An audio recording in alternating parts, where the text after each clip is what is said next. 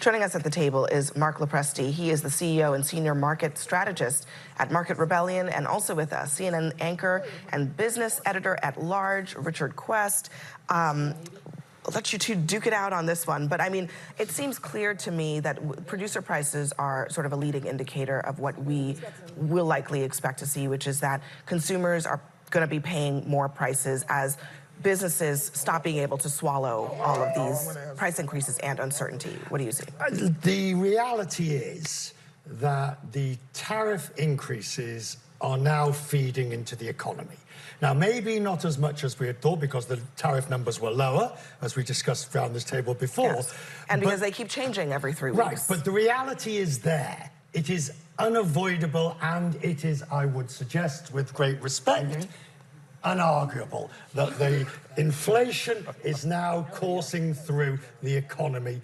Whether it goes much higher or whether it becomes a one-off shock, the jury's out on. Absolutely. Yeah.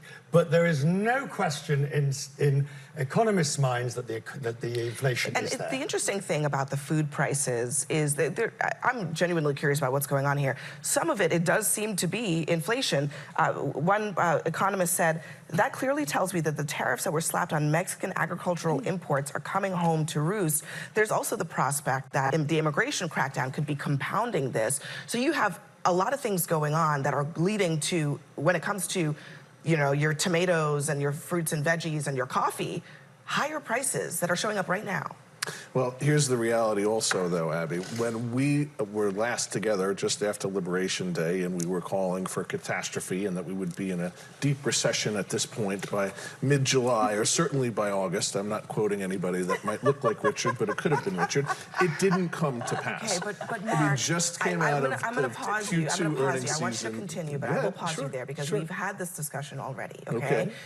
Did Liberation Day tariffs go into effect when Trump announced them? They did yes not. or no? They did not. Thank you. When you say that there was no recession, that's the end of the conversation. It didn't happen because apples the and tariffs oranges. didn't happen. Apples and oranges. Well, there are tariffs in effect, are there not? The trade war is real, is it not? The trade war is real, but not at the rates that you wish to ascribe. Okay. So Marc, what is the rest of your point? Go ahead. The rest of my point is that we have seen, based on Q2 earnings season, which we've just come out of, which has been nothing short of spectacular, 82% of companies beating or meeting expectations. We had a 5-year average blended earnings per share growth, the highest in 5 years.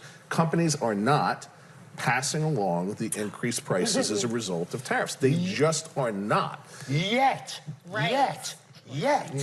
Yeah, I mean, listen, yet is remains to be seen, doesn't it? But as of now, the numbers that we have... So who's eating the tariff? Who's eating the tariffs? The corporations, for the time being, are eating the tariffs. For the time which is profits, which is 401ks, which is dividends. Well, let's not talk about 401ks. Right. If we got interest rates in control, if we got the cut that we've needed for so long now, the corporate cost of capital would come down, Richard. You'd seen increased investment from corporations. You'd seen increased employment. It would offset a lot of the tariffs. So let me have my last one. If you are the Fed and your dual mandate is price stability and full employment, you could not justify lowering rates when you have rising PPI and CPI. Well, I also think you have to question the source. This PPI number also comes from the same folks that brought you the jobs numbers. I'm sorry. Listen, facts are not facts seriously. in this world. Question data.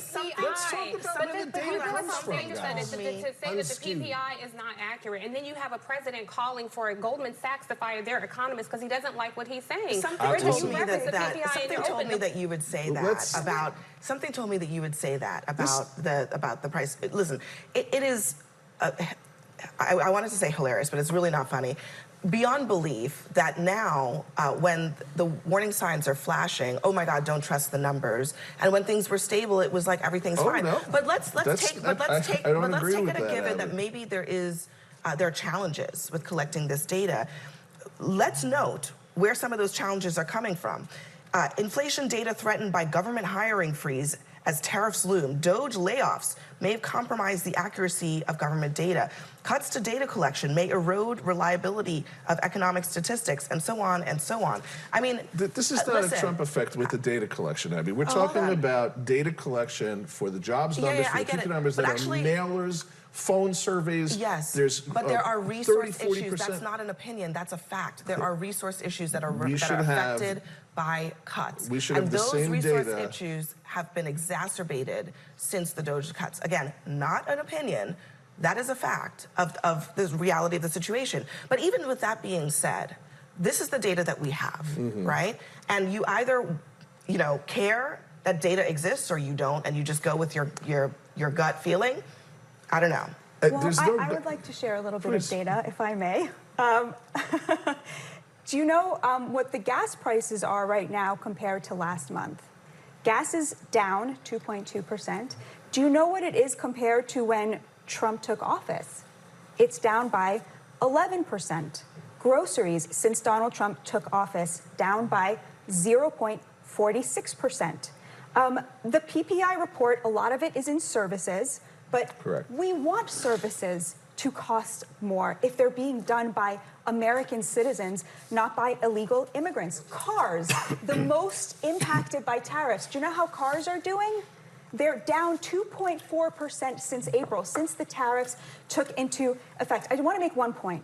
When there was greedflation after the pandemic, when corporations realized they could get away with raising prices on the American consumer, I was infuriated by that. What Donald Trump has managed to do is bring in $110 billion in tariff revenue, and consumer prices are up by less than 1%.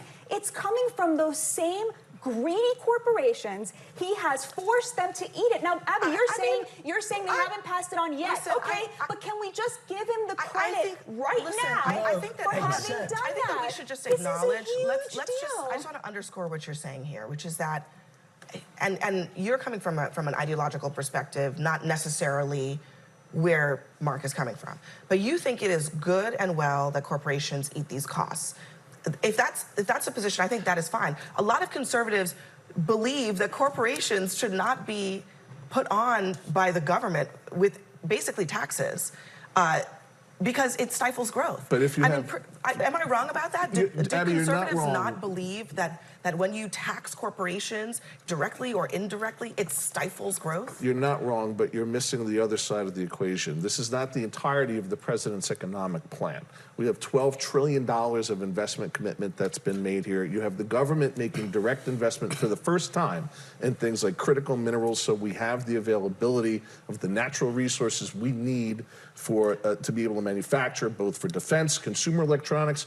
You have under the big, beautiful bill the ability to take 100% accelerated deduction on machinery and things of that nature. If you give corporations the ability to be more profitable with a more favorable business environment and interest rates that make sense, they don't have to pass the tax of the tariff along. I want to make sure Terry gets in after you. The problem is... What's the problem? The problem, no. The problem is, back to the data.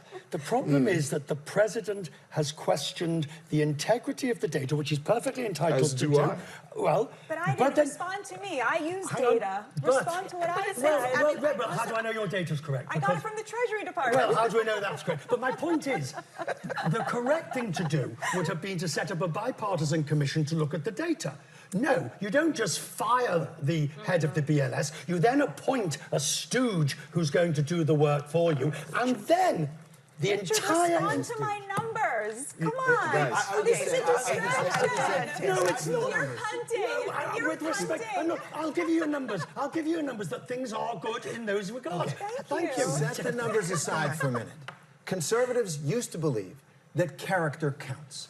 Character counts when it comes to the economy, too. And Donald Trump is saying, by the way, you're saying the corporations eat it. He doesn't say that. He says China pays the tariffs. He lies every single time he talks about the tariffs. You're talking sense. You're talking facts. Thank you. He doesn't. That's worrying. The other thing is that it sounds like he doesn't like the jobs numbers. They're rigged. They're fake. He doesn't like the votes that come in. It's rigged. It's fake. I don't think he should have fired that woman. Look, I I want to play this. I know we have to go, but let's play Peter Navarro because this is wild. Okay, just listen to this. There's going to be some people who are going to try to make it a tariff story, but if you peer beneath the hood of the numbers, there's nothing in there to suggest that tariffs were responsible. The Peter Navarro said earlier today, are tariffs price hikes or tax cuts? He says, I say they are tax cuts. In what universe are tariffs price tax cuts? What universe? Your world? Your world? No, they're not. I'm not endorsing Navarro's comment. I'm just saying, there is something very disturbing going on in the White House if this is the economic advice the president is getting. The slippery slope that has now been started by questioning the data will have incalculable consequences. Here's my point on the data.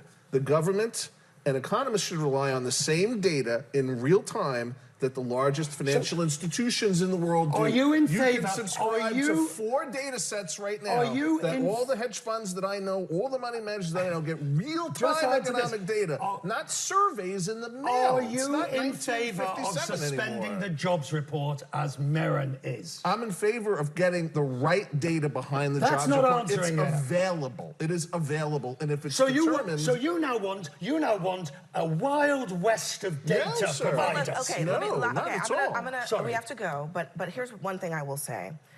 I think you're probably right that the private sector has access to a lot of additional And data. it's cheap. And we don't, but I don't know that everyone would agree that it is, the Bible accurate, right?